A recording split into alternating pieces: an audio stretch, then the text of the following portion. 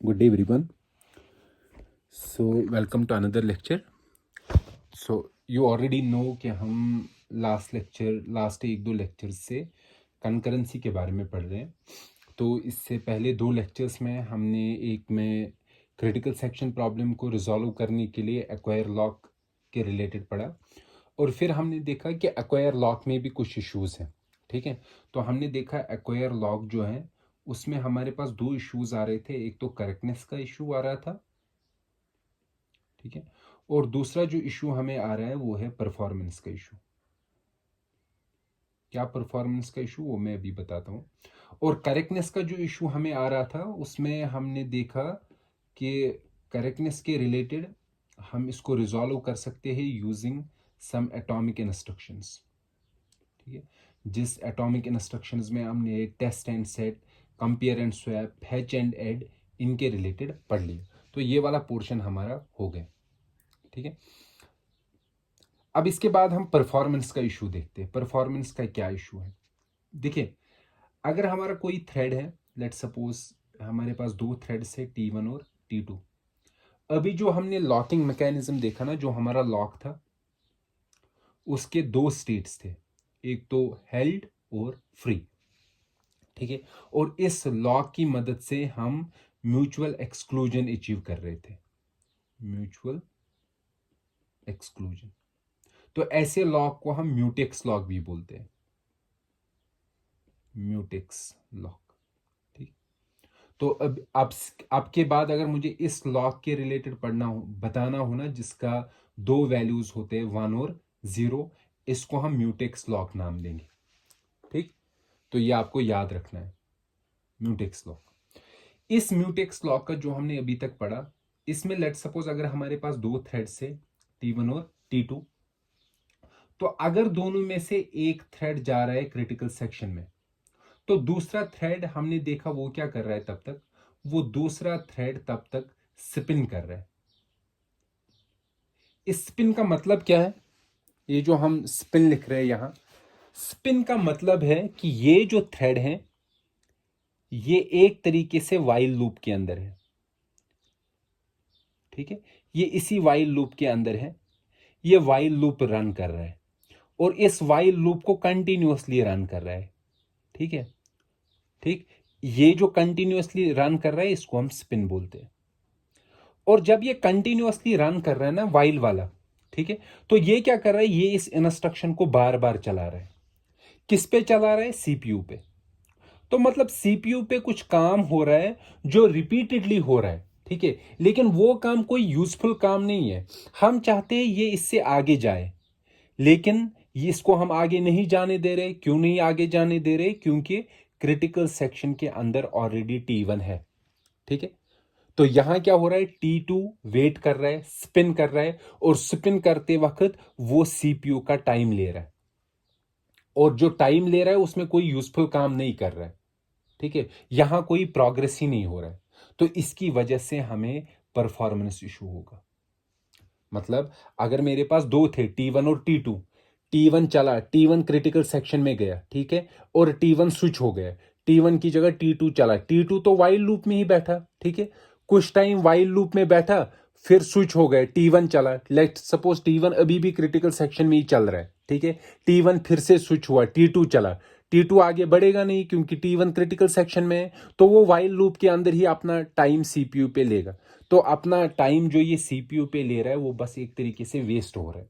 ठीक है, और इसकी वजह से हमें परफॉर्मेंस का इशू आ रहा है. ठीक, तो इसको हम थोड़ा रिजॉल्व करते हैं. कैसे रिजॉल्व करेंगे? देखिए, इस परफॉर्मेंस को कैसे हम रिजॉल्व करते हैं.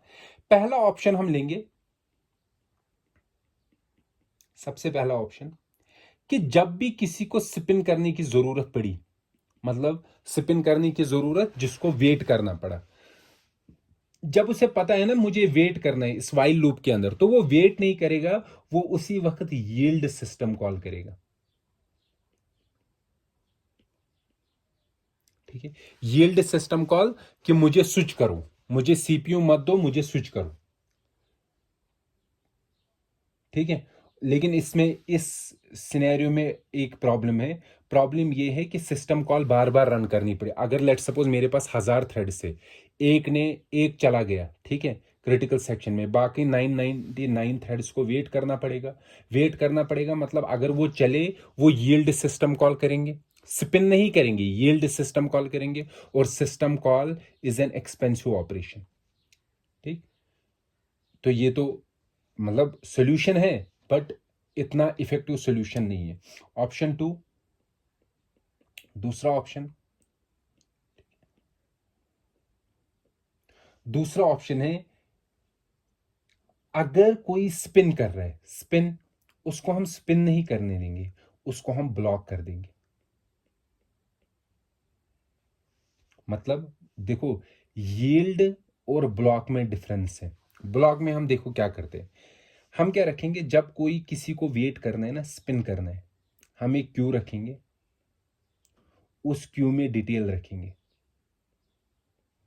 ठीक है, कौन कौन सा हमारा थ्रेड स्पिन कर रहा है। लेट सपोज T2 कर रहा है, T3 कर रहा है, इस थ्रेड के अंदर या इस क्यू के अंदर हम इन प्रोसेसेस को ब्लॉक स्टेट में रखेंगे। System call state is a different thing.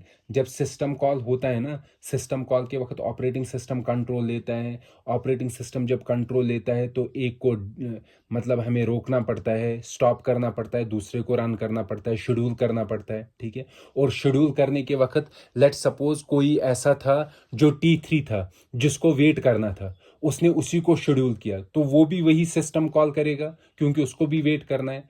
लेकिन इस केस में डिफरेंट है। इस केस में जब थ्रेड ने एक बार किया ना, उसको ब्लॉक कर देंगे। ब्लॉक कर जब करके ऑपरेटिंग सिस्टम अब नए थ्रेड को शेड्यूल करेगा ना, वो उन थ्रेड्स को शेड्यूल नहीं करेगा जो ऑलरेडी ब्लॉक स्टेट में है।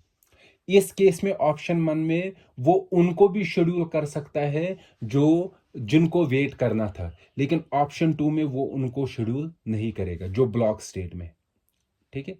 इससे हमारा फायदा होगा, ठीक है। फायदा कैसे होगा कि अगर थ्रेड 1 क्रिटिकल सेक्शन के अंदर है, बाकी थ्रेड्स हमारे ब्लॉक स्टेट में है, जब ये क्रिटिकल सेक्शन से बाहर निकलेगा, ऑपरेटिंग सिस्टम यहां से किसी एक को उठाएगा और उसी को शेड्यूल करेगा, बाकियों को वापस ब्लॉक स्टेट में ही रखेगा, ठीक है। ये ऑप्शन काफी अच्छा है, ठीक। लेकिन इस ऑप्शन का जो डिसएडवांटेज ये है कि बहुत टाइम हमारे जो थ्रेड्स होते हैं जिनको ब्लॉक करना होता है ना, ठीक, बहुत टाइम ये कुछ नैनो सेकंड्स के लिए या कुछ साइकिल्स के लिए स्पिन करते हैं, ठीक है। अगर हम इनको स्पिन करने दें, मतलब 1-2 साइकिल या 3 साइकिल के लिए स्पिन करना है, क्यों हम इनको ब्लॉक कर रहे हैं? हम इनको स्पिन करने देते हैं क्योंकि ब्लॉक करना उस वक्त एक्सपेंसिव होता है एज कंपेयर टू जब स्पिन बहुत कम टाइम के लिए करना हो। मतलब जो लूप चल रहा है ना, वाइल लूप ये बहुत कम बार चलाएंगे, 1 या 2 बार, और उस वाइल लूप से बाहर आ जाएंगे, ठीक है। उसी लिए हमारा ऑप्शन 3 आ रहा है। ऑप्शन 3 क्या बोलता है, ठीक है। इस ऑप्शन 3 में हम क्या करेंगे, जो T2 है, लेट सपोज कोई थ्रेड है जिसको वेट करना है, हम इसको कुछ टाइम के लिए स्पिन करने देंगे। स्पिन मतलब वो वाइल लूप में चलाएगा अपनी इंस्ट्रक्शंस, ठीक है। अगर उतने टाइम में इसको लॉक मिल गया, मतलब वाइल लूप से ये बाहर आया, तो ठीक है। लेकिन अगर ये कुछ हम फिक्स टाइम रखेंगे, लेट सपोज 10 साइकिल्स, अगर ये 10 साइकिल्स चलने के बाद भी इस स्पिन से बाहर नहीं आया, तो हम उसके बाद इसको ब्लॉक कर देंगे, जैसे ऑप्शन 2 में कर रहे थे। तो यहां 2 चीजें हो रही है। पहला, थ्रेड स्पिन करेगा कुछ टाइम के लिए, अगर उतने टाइम में उसको लॉक मिल गया तो वो निकल के अपना काम कर लेगा। लेकिन अगर उतने टाइम में नहीं मिला, तो दूसरा हम इसको ब्लॉक कर देंगे, ठीक है। इस ऑप्शन को हम 2 फेज लॉकिंग स्कीम भी बोलते हैं, ओके। ये 2 फेज लॉकिंग हमारी स्कीम है। तो हमने देखा परफॉर्मेंस वाला जो इशू है उसको भी हम टैकल कर सकते हैं, ठीक है। या तो ऑप्शन 1 सिस्टम कॉल कर दो, लेकिन उसमें परफॉर्मेंस इशू है, स्पिन 2 ब्लॉक कर दो। ऑप्शन 1 के कंपैरिजन में वो बेटर है, लेकिन जिस थ्रेड को स्पिन बहुत टाइम के लिए, बहुत कम टाइम के लिए करना हो ना, उसको ब्लॉक करना इफेक्टिव नहीं होता है, मतलब परफॉर्मेंस इफेक्टिव नहीं है। तो ऑप्शन 3 करते हैं, जो थ्रेड्स कम टाइम के लिए स्पिन कर रहे हैं उनको कुछ फिक्स टाइम के लिए स्पिन करने देंगे। अगर उतने टाइम में इनको अपना लॉक मिल गया तो ठीक है, अगर लॉक नहीं मिला इनको ब्लॉक कर देंगे, जिससे हम 2 फेज लॉकिंग मैकेनिज्म बोलते हैं। ठीक, तो हमारे यहाँ दोनों चीजें, जो हमारे एक्वायर लॉक एक्वायर जो हमारा म्यूटेक्स लॉक है, उसके जो दो प्रॉब्लम्स थे, करेक्टनेस और परफॉर्मेंस के, वो दोनों का हमने समहाउ सोल्यूशन निकाल दिया। तो अब हम लॉक्स यूज कर सकते हैं अपने प्रोग्राम। तो अब जब अगर आप मल्टी थ्रेडेड प्रोग्राम लिख रहे हो, अगर कोई स्टूडेंट मल्टी थ्रेडेड प्रोग्राम लिख रहा है, तो उसे इस मल्टी थ्रेडेड प्रोग्राम में सबसे पहले देखना है इसके इस प्रोग्राम में क्रिटिकल सेक्शन कहाँ है। ठीक है, जब इसे पता चलेगा क्रिटिकल सेक्शन कहाँ है, ठीक है, तो वो क्या करेगा, इस क्रिटिकल सेक्शन के पहले एक्वायर लॉक फंक्शन यूज करेगा और इस क्रिटिकल सेक्शन के बाद रिलीज लॉक फंक्शन यूज करेगा। तो मतलब हर कोई जो आप में से प्रोग्राम लिखेगा, उसे जब भी मल्टी थ्रेडेड प्रोग्राम लिखना है, ये चीजें उसे खुद करनी है। ये ऑपरेटिंग सिस्टम उसके बदले नहीं करेगा। ये उसे खुद देखना है मेरे कोड में क्रिटिकल सेक्शन कौन सा है, और उस क्रिटिकल सेक्शन के आगे मैं एक्वायर लॉक लगाऊंगा और बाद में रिलीज लॉक लगाऊंगा। और आपको पता है क्रिटिकल सेक्शन क्या है? ए सेक्शन ऑफ कोड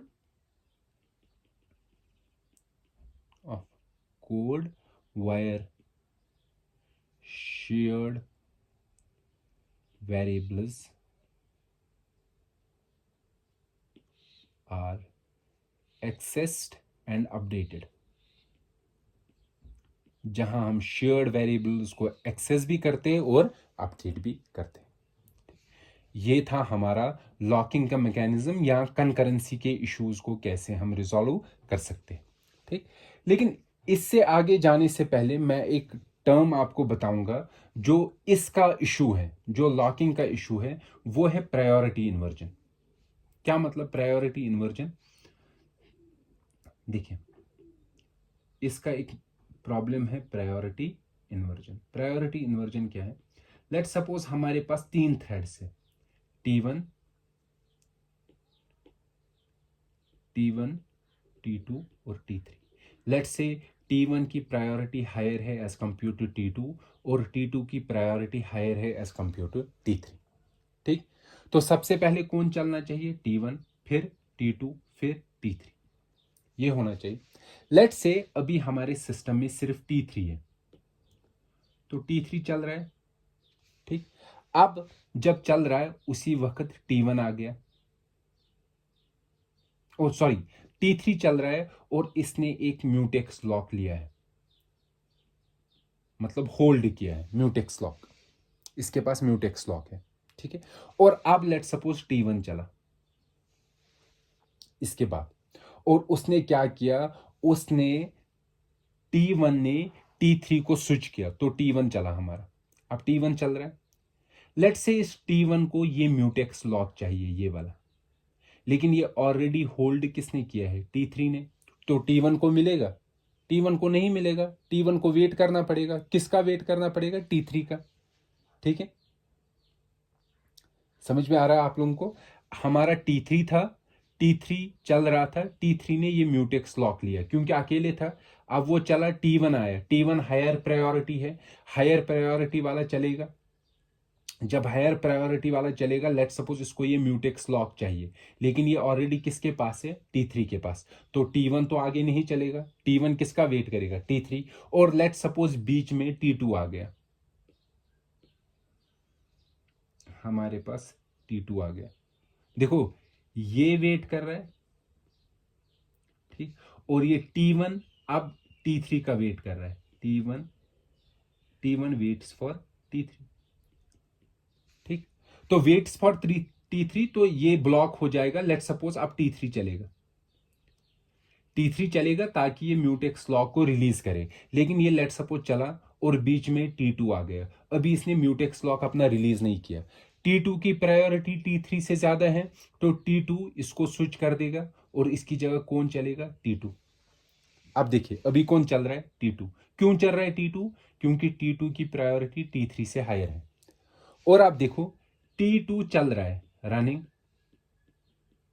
और वेट कौन कर रहा है? वेट कर रहा है T3 एंड T1। T1 तो वेट करेगा ही क्योंकि इसकी प्रायोरिटी T2 से कम है, लेकिन T1 की प्रायोरिटी T2 से ज्यादा है। ठीक, और ये वेट कर रहा है, किसका वेट कर रहा है? T2 का। और इन दोनों के बीच में डिपेंडेंसी ही नहीं है, T1 और T2 के बीच में डिपेंडेंसी तो T3 और T1 के बीच में है, क्योंकि T3 के पास लॉक है जो T1 को चाहिए, और बीच में कौन चला? T2। ठीक है, तो इसकी वजह से, लॉकिंग की वजह से, एक लोअर प्रायोरिटी जो T2 है ये रन हुआ, एंड हायर प्रायोरिटी जो 1 था उसको वेट करना पड़ा। वरना चलना इसको था, इसको वेट करना था, लेकिन T2 चल रहा है, T1 वेट कर रहा है। इसको हम बोलते हैं प्रायोरिटी इन्वर्जन। तो प्रायोरिटी इन्वर्जन क्या होता है? When a higher priority process or thread waits for a lower priority process without any dependency, without any dependency। देखो, T1 और T2 के बीच में कोई डिपेंडेंसी ही नहीं है, और तब भी T1 को T2 का वेट करना पड़ रहा है। इसे प्रायोरिटी इन्वर्जन बोलते हैं। और इसको हम, इसका सोल्यूशन कैसे निकालते हैं? बहुत सोल्यूशन सिंपल है। सिंपल सोल्यूशन क्या है? कि अगर एक हायर प्रायोरिटी प्रोसेस एक लोअर प्रायोरिटी प्रोसेस का वेट कर रहा है, T1 वेट कर रहा है T3, क्यों? बिकॉज इसके पास म्यूटेक्स लॉक है T3 के पास, इसीलिए वेट कर रहा है।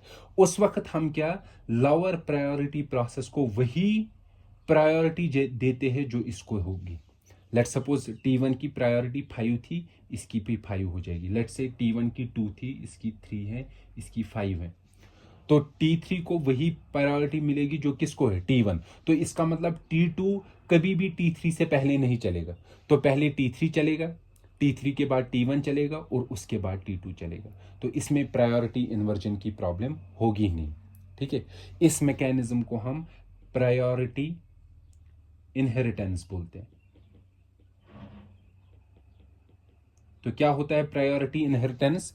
जब एक lower priority process, sorry, higher priority process एक लोअर प्रायोरिटी प्रोसेस का वेट कर रहा है, क्योंकि लोअर प्रायोरिटी प्रोसेस के पास कोई रिसोर्स है, तो हायर प्रायोरिटी प्रोसेस की प्रायोरिटी ही लोअर प्रायोरिटी प्रोसेस को मिलती है, ताकि लोअर प्रायोरिटी प्रोसेस अपना काम खत्म करे, वो रिसोर्स को रिलीज करे। रिसोर्स मतलब यहां एक लॉक है, लॉक भी एक रिसोर्स है, वो रिसोर्स को रिलीज करे और हायर प्रायोरिटी प्रोसेस उस रिसोर्स को यूज करे। ठीक है, ये हमारा प्रायोरिटी इनहेरिटेंस है। ठीक, तो यहां तक हमने कंप्लीट किया इसकी करेक्टनेस इशू, इसका परफॉर्मेंस इशू, और प्रायोरिटी इन्वर्जन के रिलेटेड हम कैसे इसको रिजॉल्व कर सकते हैं। ठीक है, तो यहां तक हमारा लॉकिंग, या हम कहेंगे म्यूटेक्स लॉक कंप्लीट हो गया। म्यूटेक्स लॉक, ठीक है, इसका पूरा कंप्लीट हो गया।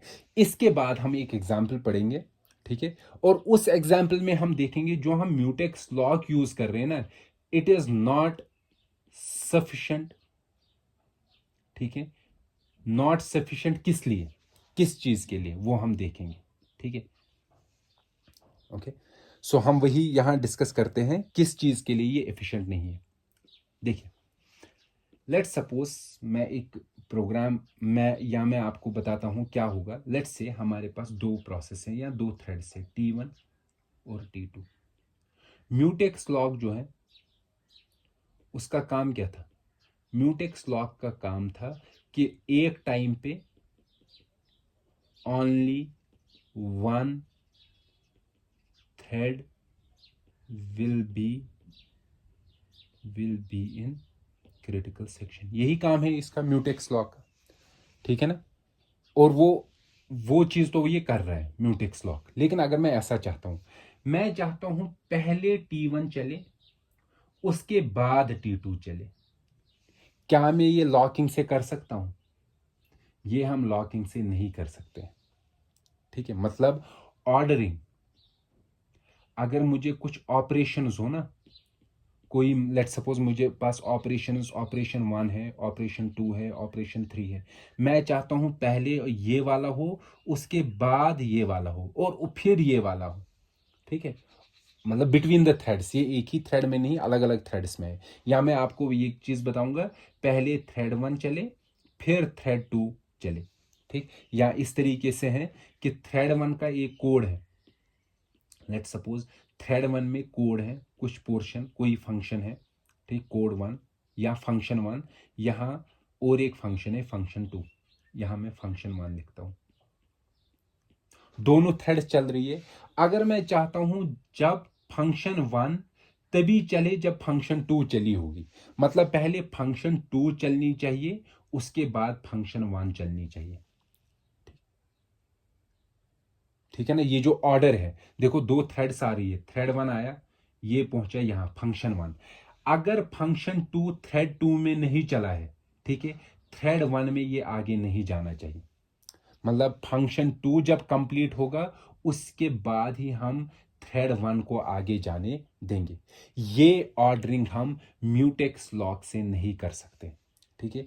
इसके लिए हमें कुछ नया सिंक्रोनाइजेशन प्रिमिटिव चाहिए। ये भी तो सिंक्रोनाइजेशन है ना।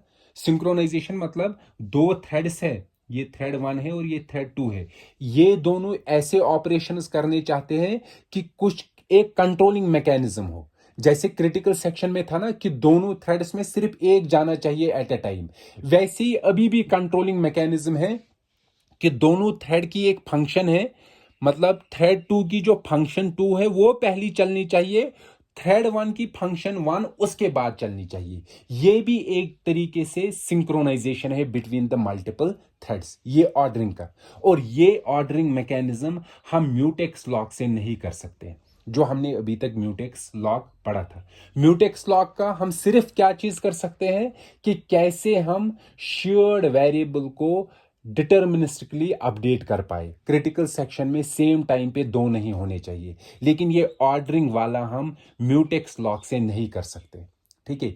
इसके लिए हमें कोई नया सिंक्रोनाइजेशन प्रिमिटिव चाहिए, और उस सिंक्रोनाइजेशन प्रिमिटिव को हम बोलते हैं कंडीशन